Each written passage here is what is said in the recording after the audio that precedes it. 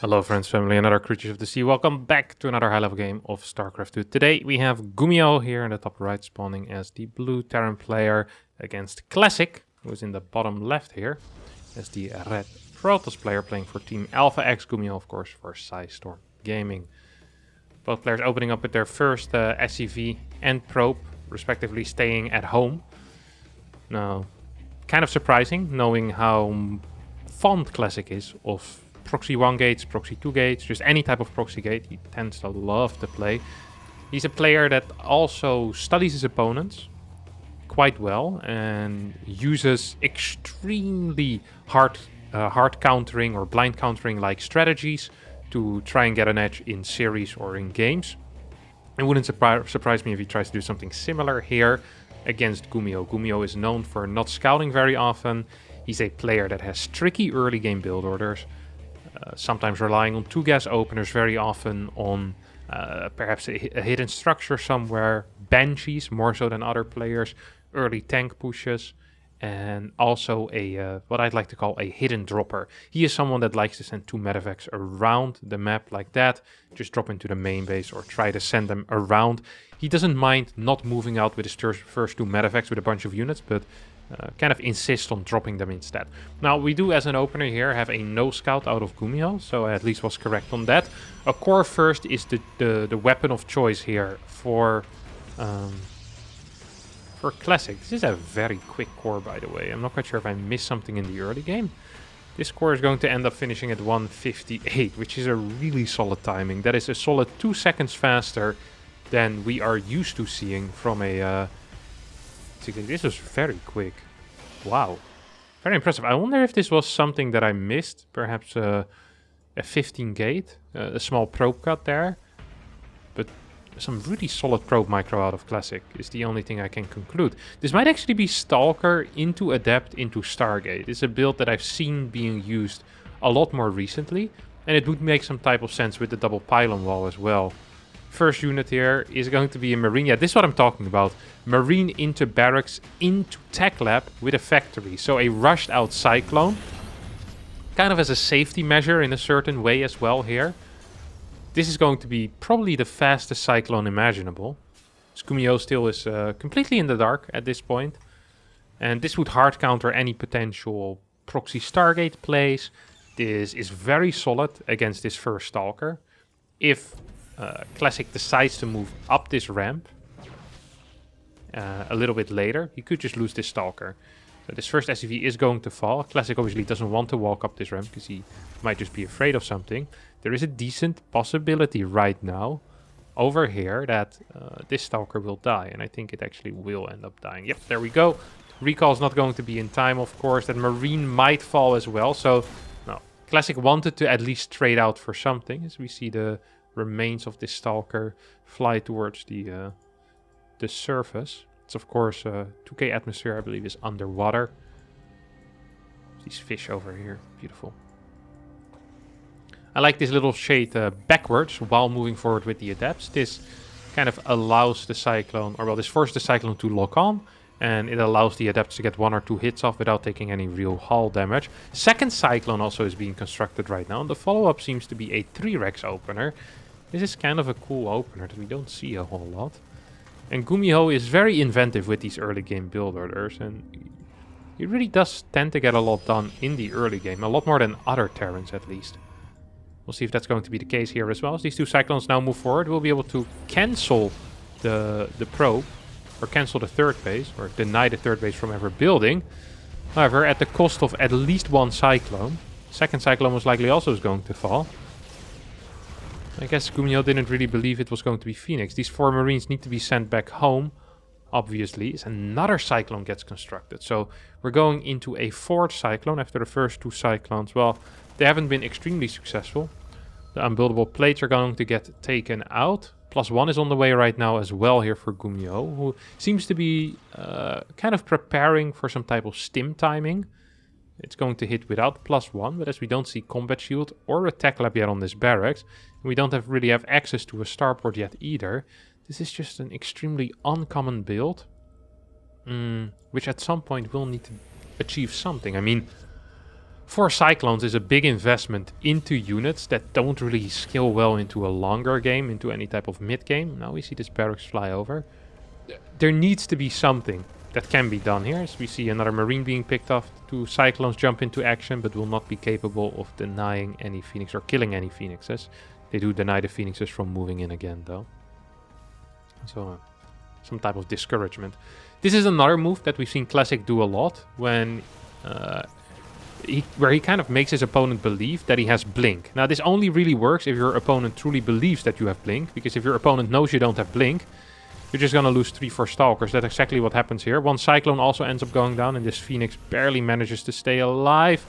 These Marines actually will be able to take out the 4th Stalker as well, so pretty expensive loss there. 4 Stalkers against a single Cyclone, especially given that Cyclones fall off heavily into the phase that we're about to enter in this game, where the first medevacs are out, charge or blink, and batteries enter the game as well.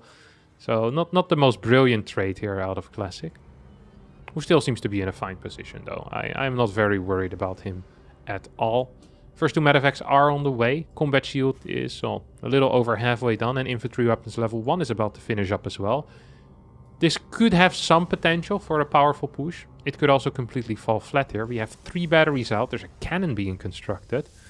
Very odd setup for Classic, who invested a crap ton in static defense here and only is on 5 gateways. There is 4 more gates on the way right now, but there's no robotics facility, and also it's going to be charge. And this is an army that doesn't really synergize well with static, right? We have 4 sentries, which sentries and stalkers synergize very well with static defense, but then going into charge just doesn't make a lot of sense there. I'd much would have preferred seeing Stalkers, but then Stalkers don't really synergize well with Phoenixes. So you kind of have this army that doesn't really function well with these extra batteries that have been built already. And we see Gumiho actually in a small supply lead here. Solid amount of workers as well, 58 against 56, as Classic was forced to make a very big cut. That worries me for Classic, as the moment that the Ghost Academy gets thrown down, which luckily for Classic hasn't quite happened yet, I think Classic actually is going to be in a little bit of trouble here. Playing with fire as well at the same time with these Phoenixes. It's going to pick up 2 mines though. We'll also clear a couple of these SCVs.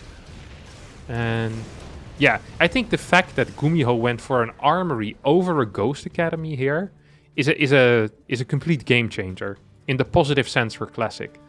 If that armory would have been a Ghost Academy and this was a push with 3 Ghosts, I mean, this is an army that just does not fight well whatsoever against any amount of Ghosts, against any EMP. The mine's moving a little bit too far forward here. Both of them get taken out as well before the fight, and that's a big deal because now there's no splash really to deal with these Zealots. Good force fields get cast here out of Classic, but even though this fight... Well, nah, he's actually gonna kind of blast this fight, honestly. Yeah, this fight was really the worst thing that could have happened. The entire setup, the slightly too far forward move with the mines, then getting force fielded in. I mean, supplies remain relatively close. We see Gumiho had been floating a fair amount of money. Now needs to quickly spend that. We see a lot of money is going to medevacs. Classic managed to keep his money a little bit lower throughout the game so far.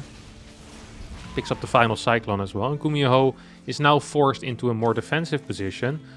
And funnily enough, I actually believe that if Gumiho can hold this 3rd base on the low ground specifically, he's going to be in an extremely good position. If, however, he loses a bunch of SCVs or gets a terrible trade here, he's going to be in a crappy spot. Ends up killing that Observer, which means that his mines are now safe. This was a fantastic ult. And I really do believe that Gumiho is actually in a tiny lead here. I really do believe that. 4th base is not quite there yet for Classic. There is a good medevac count. The army that Classic has been building has been complete crap. His gas count has been way too low for the entirety of the game. Classic is going to continue his aggression here, which also, to me, is just a huge error.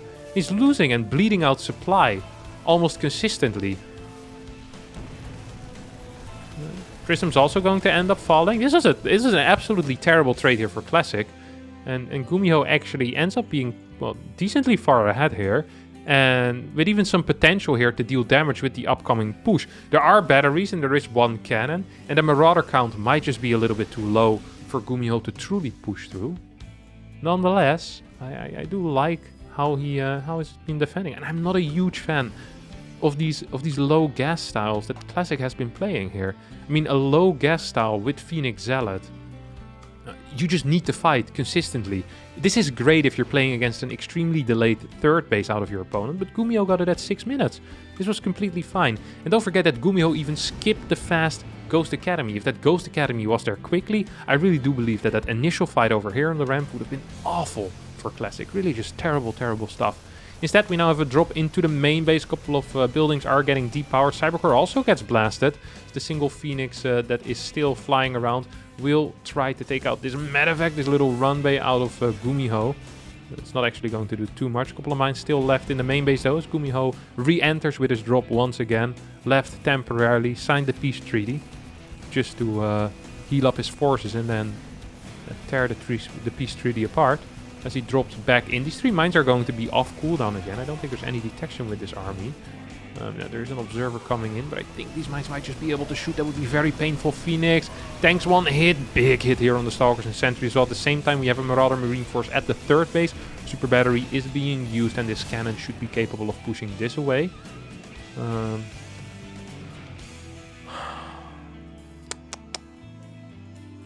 A lot of aggression here out of Gumiho, and although the trades haven't necessarily been brilliant, I like that what he's doing. He's on a very high barracks production right now. I think there's 8 out. Am I correct? Yeah, 8 barracks production, double eBay, and he started his Viking production as well while having a fort base. At the same time, Classic does not have a fort base.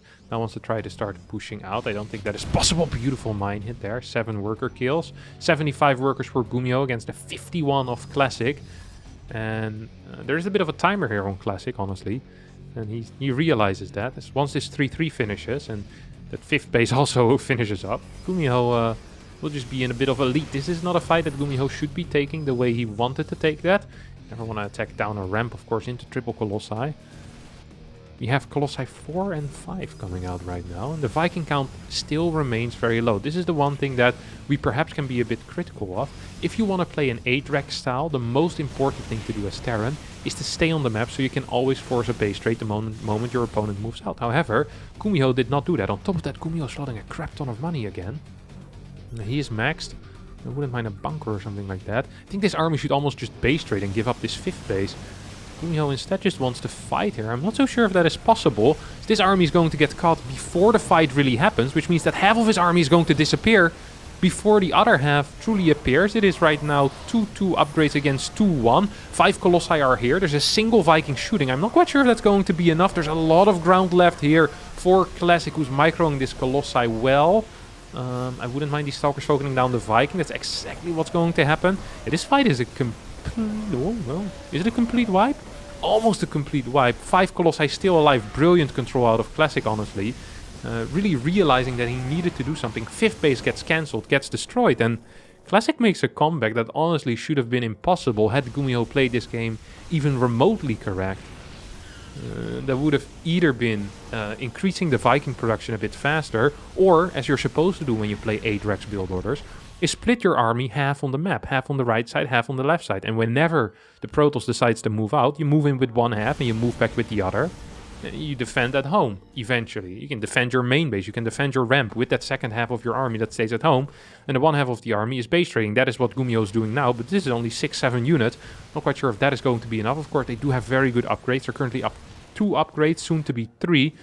Which means that this is still a position that honestly isn't unwinnable, but the Colossi count is absolutely huge. There's still no Vikings in production, and I do not understand that. The Vikings here are absolutely vital at holding this ramp. Gumiho decides to fight on the low ground here, rather than picking up and going onto the high ground. Once again, I don't think that is going to be possible. These Vikings on the high ground are putting in some work, but as there's no bio really to support it on the high ground, I'm afraid that Classic will be able to just straight up walk into the main base. And I do believe that this might just turn into a base trade scenario where there's one safe base here on the planetary, on the fort base, with the planetary on the fort base, excuse me. But all the production for Gumiho is going to end up falling, and this really was not necessary. Gumiho is making it very difficult for himself here. It will end up killing 2 Colossi, as the anti-air is lacking currently. Good control with these Vikings, by the way. Beautiful stuff. Yeah, this is what I was talking about. if there was the units that died in the natural in the main base to support these Vikings, this move into the main also never would have been capable of happening. With a concave of even just 5 or 6 Marauders, if you have the 2 Vikings on top of the ramp, this army wouldn't stand a chance. Don't forget that it's 3-3 against 2-1 as well. Now there's a little bit of a Marine force here. We'll be able to take out these sentries. No target fire on this low Viking, as a single Colossi is all that remains right now here for Classic. 37 workers still going ham though, but with the mules and with that proper saturation at the third base, I actually do believe that Gumiho is in a superior position. The question is, does Gumiho also believe that? So we have 2 more gates being produced right now. That is a bit of a wild play. I don't think the money should be invested in extra infrastructure currently if you're mining 900 minerals a minute. But perhaps re-establishing your existing infrastructure and using that rather than adding 3 gateways. That seems like a waste of resources, I think. It really does feel like that. Now we have another Colossi being built. There's a Disruptor coming out as well in the Templar Archives, which I'm genuinely quite a big fan of. Could be used either for Storm or for Archons. Wouldn't surprise me if that will be Archons in this game. Is there Blink yet? No, there's no Blink. I think a Blink research might be something that should be in the works here. Classic still on 3 bases, by the way. As Gumiho tries to re-up the SCV count.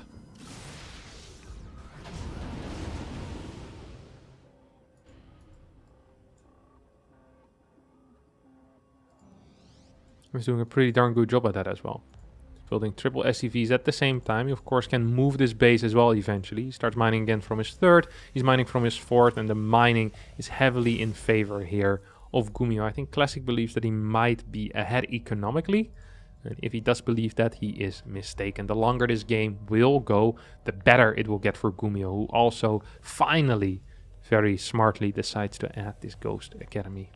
Still has some tech labs as well in these barracks. I see 2 tech labs done, third tech lab on the way. So triple Ghost production is something perhaps possible in the future. Double gas also being taken. Classic now realizing he needs to attack. And this is what Gumiho should have done last time as well. Straight up just dropping. The moment you know your opponent is moving out, or the moment you believe your opponent is moving out, you go for the production. And this is 100% the correct call. These units need to be on the high ground though, and this 3rd base needs to be given up temporarily. There's no medevacs here that can lift these units onto the high ground. That mine is very useful. The single Disruptor will function as some type of, well, not really detection, but as a way to kill the mines without detection there. This army is going to drop into the natural as well, as we have the medevacless army moving towards the 3rd base. We do have 2 Templar warped in, but of course without Storm and not even morphed into an Archon yet. These bad boys are just going to straight up fall against this Marauder Marine squad that we're seeing over here. Quick stim, as Templar Archives also is going to get sniped. Ooh. Split off the army here out of Classic. I'm not so sure if that's going to be possible. There's no Ghost with this army, do note, but there's, oh, good force fields, very good force fields even. Absolutely fantastic control out of Classic this game. That's the one thing I do have to admit, is I haven't been usually fond of some of his decisions in the early game, but ever since he was light years behind, he's been playing a fantastic game of StarCraft 2. Control once again is good, but the upgrades are also very good, and I think Gumiho pushing back this army, pushing it away from this base is just a little bit too much. There is still mining going on at this planetary. Double Vikings are producing from the starport. And I am afraid right now that Classic has no real ability anymore to ever take out this planetary or to defend his buildings at home. He can't fight this army. He can't win a base trade. So what is there that he can do? And well, I think the only answer here is actually going to be leave the game, as he has not rebuilt their base and is being revealed. Tries to fight the planetary, but the repair is good. Target fire with the planetary is solid as well on this Archon. We now see the 2 Vikings here going for the Prism rather than anything else. I do like that call. There is sufficient anti-air to actually deal with this, but the drop on top of the Colossi will steal the deal. And Gumiho wins this game with the planetary still alive after what should have been unlosable turned into a close base race due to Classic's fantastic control on that right side fight. Alright, that's going to be it for me today. Thanks all so much for watching. I hope you did enjoy it. If you did, don't forget to hit the like button, subscribe to the channel, and hopefully I'll see all of you next time for a new video. Thank you, and bye-bye.